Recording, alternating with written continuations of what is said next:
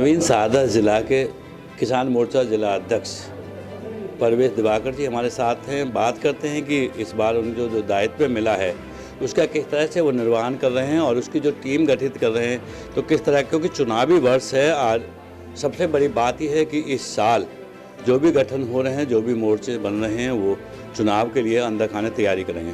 परवेश जी, बात करें जिसे देखा जा रहा है क्योंकि चुनावी साल भी है और मोर्चों पर बड़ा टिका हुआ मुद्दा रहता है, तो पहले तो बहुत बहुत बधाई तेजगंज चैनल की तरफ से आपको कि एक नया दायित्व मिला है, आपको जिले की कमान संभाली है आपने। तो बात करें जिले की टीम को किस तरह से आपने गठन कर रहे हैं। सबसे पहले सोलंकी साहब आपका बहुत बहुत धन्यवाद।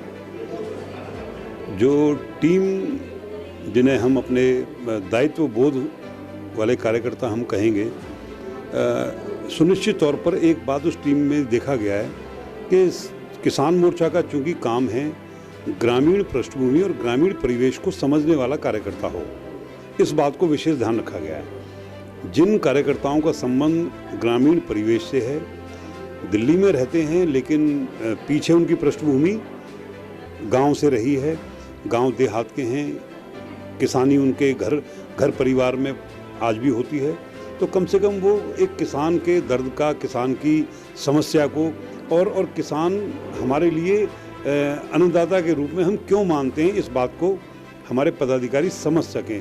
इस बात को मद्देनज़र रखकर उनकी हमने नियुक्तियां संगठन ने की हैं।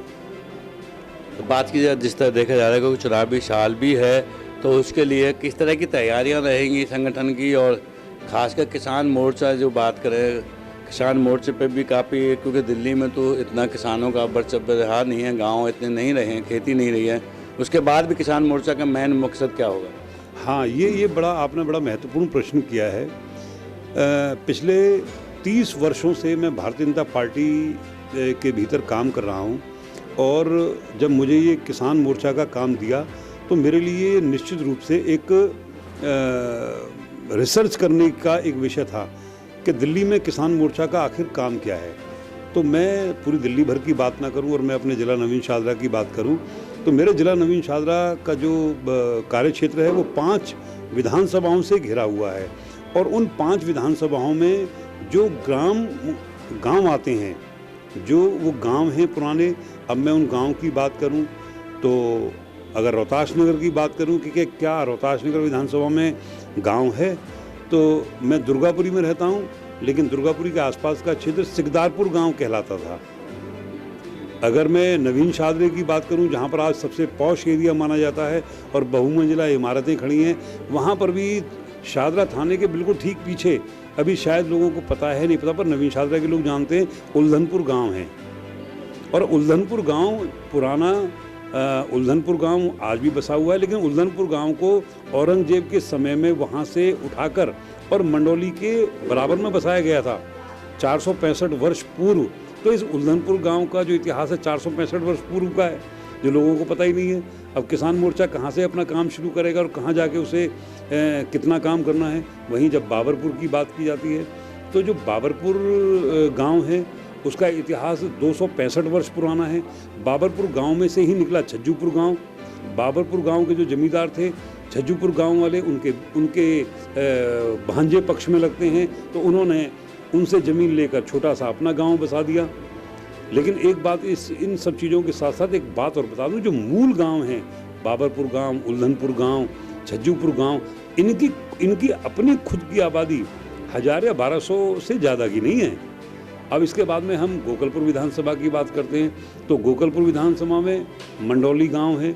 अब मंडोली गांव के अगर मैं पुराने इतिहास की बात करूं, जो मैंने प्रवास रखे, मैं इस बात पे भी आऊँगा कि मैंने किसान मोर्चा का पिछले 1 महीने में क्या अभ्यास किया है, क्या एक्सरसाइज की है।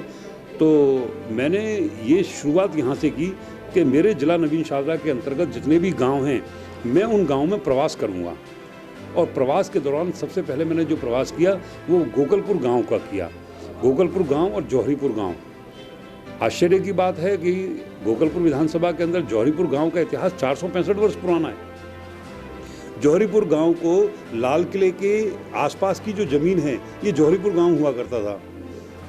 जब शाहजहां ने लाल किला का निर्माण करना शुरू किया तो जौहरीपुर गांव को वहाँ से उठाकर और यहाँ विस्थापित कर दिया। और वहाँ के लोगों को यहाँ पर ज़मीन वगैरह खेती बाड़ी के लिए सुनिश्चित करके दी गई।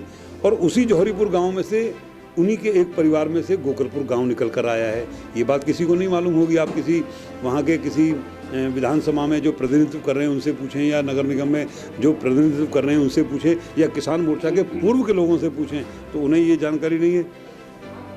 वहाँ की भी आबादी बिल्कुल ठीक, मंडौली के उसमें जौहरीपुर के अंदर भी जो कुल आबादी है वो भी 1000 लोगों की आबादी है। जो मूल गाँव है आसपास बड़ा हो गया, बड़ा स्वरूप दिखाई देता है, पक्की सड़कें दिखाई देती हैं, लेकिन जो जिसे गांव कहते हैं, जैसे हमारे और आपके, हम लोग जिला बुलंदशहर के रहने वाले हैं, जैसे हमारे और आपके गांव हैं, ठीक वैसा ही गांव जौहरीपुर है, ठीक वैसा ही गांव का बीच का हिस्सा गोकलपुर है। उसके आसपास कितना ही बड़ा विस्तार हो गया हो उसकी बात नहीं कर रहे। वहाँ मैंने एक प्रवास मैंने वहाँ किया, दूसरे दिन फिर प्रवास मैंने मंडौली गाँव में जाके किया। मंडौली गाँव जिसका पुराना नाम है मांडोगढ़, मांडोगढ़ के नाम से जाना जाता है। 450 वर्ष पुराना इतिहास है उस गांव का। जीटीबी हॉस्पिटल, जनरल हॉस्पिटल, इब्हास की जितनी भी ज़मीन है, जीटी रोड तक जितनी भी ज़मीन है, आसपास की पूरा सीमापुरी, ये सब मांडोगढ़ यानी कि मंडौली गांव की ज़मीन पर बसा हुआ है।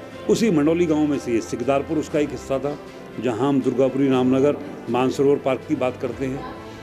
मैंने गांव को जाके देखा, गांव के परिवेश को समझा। वहाँ के मंडौली गांव के बहुत पुराने व्यक्ति हैं, उनका नाम है श्रद्धानंद त्यागी। मैं उनके परिवार में गया, वहाँ पर मैं जलपान करके आया। मैंने श्रद्धानंद जी से मैंने पूछा कि बाबा जी कितनी पीढ़ियों से? बोला भैया 465 वर्ष से पीढ़ियाँ यहाँ पर रह रही हैं, और खेती बाड़ी थी, ज़मीन जायदाद थी। मैंने कहा अब क्या हो रहा है यहाँ पर? कि अब यहाँ पर ये हो रहा है कि जितनी भी ज़मीन जायदाद थी जो गांव के अंदर का हिस्सा है, सभी लोगों ने यहाँ पर अपने किराए भाड़े का काम शुरू कर दिया है, बच्चों ने फैक्ट्रियाँ लगा ली है, अब उसका नवीनीकरण हो गया है। अगर आप मुझसे ये पूछें कि क्या किसान मोर्चा के नाते आप इस पर विशेष कहना क्या चाहते हो, मैं ये कहना चाहता हूँ, मैंने कल हमारे जब किसान मोर्चा के पदाधिकारियों की घोषणा हो रही थी तो मैंने कहा कि गाँव के स्वरूप को गाँव का रहने दो। जो दिल्ली के गाँव हैं, सोलंकी साहब मैं आपको बताऊँ, दिल्ली में 350 गांव हैं। 350 गांव में केजरीवाल 33 गांवों को शहरीकृत घोषित करने वाले हैं। अब इनसे पूछो कि शहरीकृत क्यों घोषित करने वाले हैं?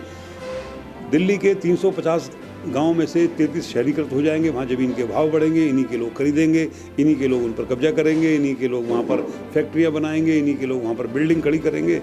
इसका मतलब क्या हुआ कि 33 स्थानों पर इनका अनावश्यक रूप से कब्जा शुरू हो जाएगा। अब आप तो कहेंगे पत्रकारिता की भाषा में, क्या भाई साहब जो 33 गांव में क्या उनका विकास नहीं होगा?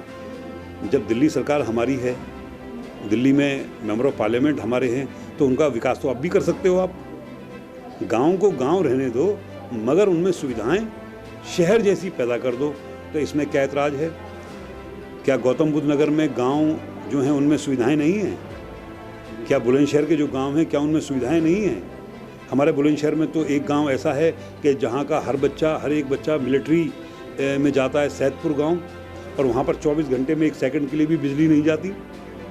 जहां पर स्कूल, कॉलेज, जहां पर स्वास्थ्य केंद्र, ऐसी सुविधाएं हैं कि जो बड़े बड़े शहरों में नहीं होती। तो गांव तो सैदपुर भी है। जब जिला बुलंदशहर के अंदर सैदपुर गाँव पूरी तरह से सुविधा संपन्न हो सकता है, तो दिल्ली का मंडौली गाँव, जौहरीपुर गाँव, गोकलपुर गांव, बाबरपुर गांव, उल्धनपुर गांव, ये सुविधा संपन्न क्यों नहीं हो सकते? इन्हें क्यों शहरीकृत घोषित किया जाए? अगर हम किसी चीज़ का स्वरूप बदल देते हैं तो उसकी आत्मा मर जाती है। दिल्ली का स्वरूप आज भी उन्हीं 350 गाँव में बसा हुआ है। अगर उन 350 गाँव को आप समाप्त कर दोगे तो दिल्ली से जो कल्चर है, दिल्ली से जो दिल्ली की सभ्यता संस्कृति है, वो बिल्कुल समाप्त हो जाएगी। तो अब उस सभ्यता संस्कृति को अगर बचाए रखना है तो निश्चित रूप से उन गांवों को बचाए रखने की नितांत आवश्यकता है। लेकिन किसान मोर्चा की बात करें तो किसान मोर्चा क्या उन गांवों के संघर्ष की लड़ाई लड़ेगा? उनका जिस तरह से दिल्ली सरकार, आपने बताया कि दिल्ली सरकार कुछ गाँवों को शहरीकृत कर रही है, बाकी गाँव क्या होगा, इन सब बातों पर किसान मोर्चा पूरा काम करेगा। जिला नवीन शाहदरा हमारी कार्य की सीमा रेखा है। जिला नवीन शाहदरा के अंतर्गत 10 गाँव आते हैं, 11-12 भी हो सकते हैं। 10 गांव जो मैंने चिन्हित किए हैं, इन 10 गांव के अंदर निरंतर पूरे 3 वर्ष जितना हमारा कार्यकाल रहेगा, किसान मोर्चा के अंतर्गत निरंतर यहाँ पर रहने वाले लोगों के साथ में निरंतर संपर्क करेंगे, उनकी समस्याओं के लिए खड़े होंगे। अगर उनकी समस्याओं से जूझने के लिए अगर हमें अपने भी निगम पार्षदों के या अगर हमारा वहाँ पर एमएलए है, अगर हमें उनके खिलाफ भी जाना पड़ा तो हम जरूर जाएंगे, क्योंकि संगठन ने हमें ये समझाया है कि संगठन सर्वोपरि है। संगठन के द्वारा लोगों के सुविधाओं के लिए अगर सरकार से कोई लड़ाई लड़नी पड़े तो हमें लड़ने से कोई चूक नहीं करनी चाहिए, बेशक सरकार में हम ही क्यों ना हो। तो बात करें, चलिए प्रवेश जी, बात बहुत हुई, किसान पर आपके मुद्दे बहुत हो गए, लेकिन सबसे बड़ी बात करें, ये सबसे बड़ा ज्वलनशील मुद्दा चलता आ रहा है। किसान जो दिल्ली के सारी बॉर्डरों पर एकत्र हैं, और लेकिन क्या है कि आपकी सरकार है केंद्र में और दूसरा दिल्ली सरकार, दूसरी सरकार, लेकिन कहाँ कमी हो रही है कि जो कि वो वहाँ से नहीं हट पा रहे हैं। आज काफ़ी दिन उन्हें हो गए। सबसे पहले तो ये कि जो बॉर्डर पर जिनको आप बैठने की बात कर रहे हैं वो किसान हैं नहीं, वो किसानों के सरपरस्त अपने आप को घोषित किए हुए हैं। अगर मैं पूरे देश की बात करूं तो इस देश में 3 बड़े किसान हुए हैं, प्रकाश सिंह बादल, चौधरी देवीलाल और बलराम जाखड़। ये अपने आप को 3 देश का बड़ा किसान, एशिया के सबसे बड़े किसान के रूप में ये अपने आप को बताते चले आए हैं। अब उनमें से उसी एक पक्ष का व्यक्ति यानी प्रकाश सिंह बादल, जो कि बहुत बड़े किसान हैं, उनके पास बहुत बड़ी ज़मीन है, बहुत बड़ा उनकी काश्तकारी है, उनकी बहुत बड़ी मंडियों में उन्हीं के लोग हैं, जो जिन्हें आड़तिये बोलते हैं, आड़तिये भी उन्हीं के हैं, किसान खेतों में काम करने वाले उनके वो एम्प्लॉई हैं। जो मंडियां हैं, मंडियों में आड़तिये उनके हैं खुद के। अब उनको क्या लग रहा है कि जब किसान मंडियों में सामान नहीं बेचेगा, इनको मोदी जी ने स्वतंत्र कर दिया, जहाँ मर्जी बेचो, तो हमारी आड़त कैसे चलेगी। और जब हमारी आड़त नहीं चलेगी तो ये जो मंडियां हैं, मंडियों में जो हमारे लोग बैठे हैं, ये मनमानी कैसे करेंगे। जो स्टॉक है, जो भंडारण हुआ करता था, जिन्हें आप गांव की भाषा में गांव के लोग हमारे कहते हैं कोल्ड स्टोर, तो जब कोल्ड स्टोर में जब माल ही नहीं रहेगा वहाँ पे, तो कोल्ड स्टोर खाली हो जाएंगे। कोल्ड स्टोर किसके हैं? कोल्ड स्टोर इन्हीं आड़तियों के हैं। किसान ने बेचारे ने औने पौने दाम पर, बेटी की शादी है, बेटे की बिटिया का भात भरना है, औने पौने दामों में उनसे माल खरीद लिया, उठा के गोदामों में भर दिया, ऊंच नीच दिखाई के माल नहीं है, स्टॉक शॉर्ट दिखा दिया और बाज़ार में कीमतें बढ़ गईं। ये सब काम कर कौन रहा था? ये आड़तिये और बीच के जो दलाल हैं वो लोग कर रहे थे। उन पर अंकुश लगाया वही लोग बिलबिला रहे हैं कि जिनकी पूंछ पर पांव रखा गया है। बात करें, जिस तरह देखा जाता है ये मामला काफ़ी तूल पकड़ रहा है, और जैसे कि 26 जनवरी का इन्होंने एक टारगेट बनाया कि ये ट्रैक्टर रैली निकालेंगे, जबकि गणतंत्र दिवस की परेड होगी, पूरा देश पूरी दुनिया उसे देखती है, पूरे देश में होगा, वहाँ किसान इस तरह का काम करेगा तो कितना दुर्भाग्यपूर्ण है। एक भी किसान निश्चित रूप से उस यात्रा में नहीं आएगा, क्योंकि किसान इस समय अपनी गेहूं की बुवाई शुरू होगी, गन्ना कटेगा, गेहूं की बुवाई शुरू होगी। अगर मैं अपने चाचा ताऊओं की बात करूं, अगर मैं उनसे कहूं कि दिल्ली में बॉर्डर पर किसान बैठे हुए हैं, आप 2 दिन के लिए उनको समर्थन देने के लिए नहीं आ रहे, तो कहते हैं भैया 1 मिनट की फुर्सत नहीं है। जब छोटे छोटे काश्तकारों को 1 मिनट की फुर्सत नहीं है, तो जिनके पास में 100 150 बीघा ज़मीन है, उन्हें फुर्सत कैसे हो जाएगी। 100 बीघा ज़मीन में, 50 बीघा ज़मीन में बीज बखेरना वो 1 दिन का काम नहीं है। और इस बात से किसान के जो 3 बिल हैं, अगर उन तीनों बिलों की बात करूं तो वो तीनों बिल कहते क्या हैं? वो तीनों बिल ये तो कहते हैं कि अब किसान स्वतंत्र है, अपना वो सामान एक जगह पर बेचे, उसकी इच्छा वहाँ बेचने की नहीं है, दूसरी जगह पर बेचे, उसकी इच्छा वहाँ पर नहीं है, अपने माल को वो किसी व्यापारी को बेच दे। व्यापारी को जब माल बेचेगा तो उस पर कॉन्ट्रैक्ट होगा, तय होगा। फसल का इंश्योरेंस तो मोदी जी दे रहे हैं कि भाई फसल मर गई तो उसका हर्जाना कौन देगा? उसका हर्जाना सरकार ने देने का वादा किया है। फसल मर गई, पाला पड़ गया, बर्फ़ उस पर वो ओले पड़ गए या सूखा पड़ गया, तो उसकी फसल की जिम्मेदारी कौन लेगा? उसकी फसल की जिम्मेदारी तो भारत सरकार ले रही है। अभी मोदी जी ने जो 18,000 किसानों को 18,000 करोड़ रुपया जो दिया है, तो वो क्यों दिया है? वो इसलिए दिया है कि कहीं कोई किसानों को कहीं कोई नुकसान हुआ है तो वो नुकसान की भरपाई धीरे धीरे सरकार के द्वारा हो जाए। बीज पर सब्सिडी दी जाती है, खाद पर सब्सिडी दी जाती है। ये सब्सिडी का मतलब क्या है? सब्सिडी का मतलब है सरकार के द्वारा हमारे किसानों को दी जाने वाली सहायता, वो निरंतर दी जाती रहेगी। सरकार आपको सहायता दे रही है, सरकार आपको राशि दे रही है, सरकार आपको खुला बाजार दे रही है। जब मनमोहन सिंह ने इस देश के अंदर खुला बाजार FDI लागू करने की बात की थी, तो FDI का थोड़ा एक शोर मचा, लोगों को देर से समझ में आया। ये जो बड़े बड़े बिग बाज़ार खुले हुए हैं, बिग बाज़ार, विशाल मेगा मार्ट, ये उसी की देन थी कि आप जिस कमीज़ को आप पहले वो कमीज़ डब्बों में पैक होकर आती थी और उस कमीज़ की कीमत हुआ करती थी 650 रुपया, 700 रुपया, 1000 रुपया। आज हमारे जो युवा हैं जब मॉल में जाते हैं तो उन्हीं कमीज़ों को 300 रुपये की एक कमीज़, 600 रुपये में 3 कमीज़, स्कीम के अंतर्गत वो कमीज़ें और वो लेके चले आते हैं, क्योंकि अब खुला बाज़ार हो गया।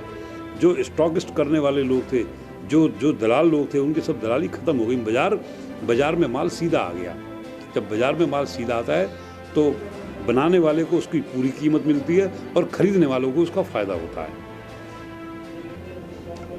तो माना जाए कि यहाँ तक की बात की, जिस तरह के आप बता रहे हैं कि जो बॉर्डरों पे है, दिल्ली की सीमाओं पे हैं, वो किसान नहीं बल्कि आड़ती हैं। बिल्कुल आड़ती हैं। किसान अपने हल बैल को छोड़कर, अपने खेत को छोड़कर, अपने बच्चों को छोड़कर, जो उसी के ऊपर निर्भर हैं, वो 2 दिन के लिए किसी की ब्याह शादी में जाता है तो उसे 2 दिन का इंतज़ाम करना पड़ता है कि उसके पीछे जो 2 भैंसें उसने अपने घेर में या घर में बांध रखी हैं, उनका दूध कौन निकालेगा? उस दूध का जो अगर वो दूध किसी डेयरी पे जाता है तो उसको दूध को कौन नपवाएगा?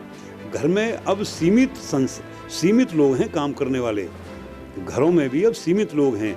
बच्चे उनके शहरों में नौकरी करने के लिए आ गए।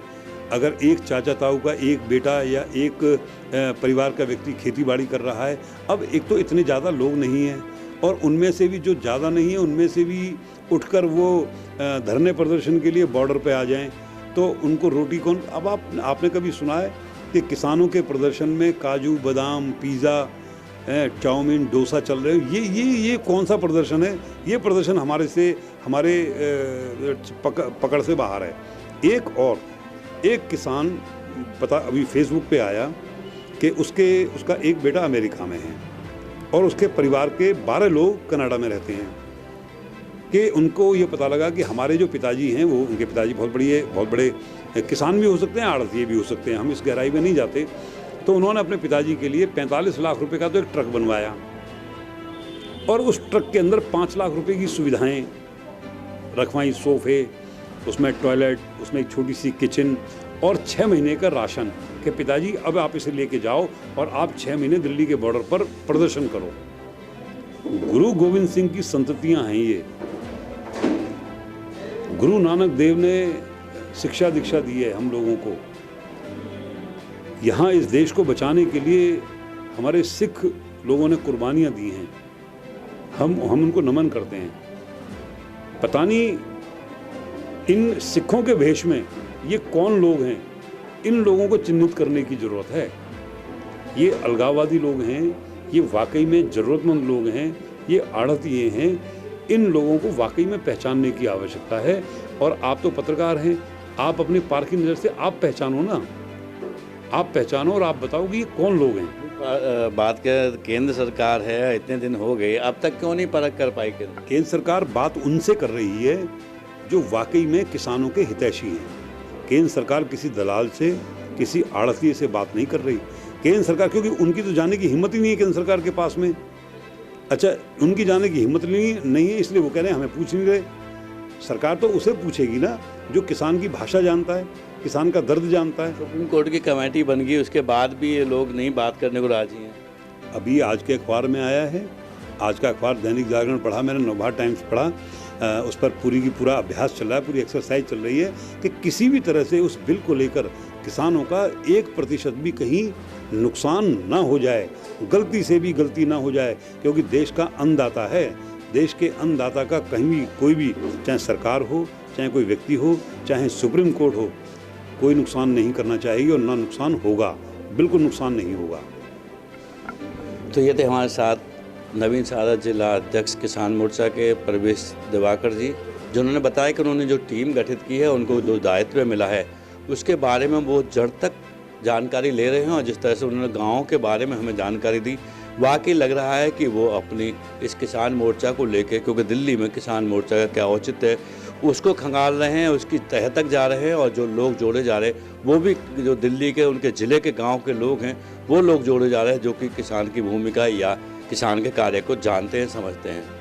और सबसे बड़ी बात यह है कि जो प्रदर्शन चल रहा है उसके बारे में जो बात उन्होंने बताई है कि सरकार फूंक फूंक के कदम रख रही है, रोज़ाना मीटिंग हो रही है, परखा जा रहा है कि कहीं ऐसा ना हो उस अन्नदाता के साथ कोई गलती से कुछ गलत ना हो जाए। इसलिए उस आंदोलन को भी बहुत बारीकी से जांचा जा रहा है, परखा जा रहा है कौन लोग हैं जो बात करने को राज़ी नहीं है, कौन लोग हैं जो इस मामले को बढ़ाते जा रहे हैं। इन सब की बातों पर सरकार गहन चिंतन कर रही है और सुप्रीम कोर्ट भी इसमें सामने आया है। तो लगता है कि कहीं ना कहीं कुछ ना कुछ हल होगा। कैमरामैन प्रिंस के साथ योगेश सोलंकी, तेज निगाहें, दिल्ली।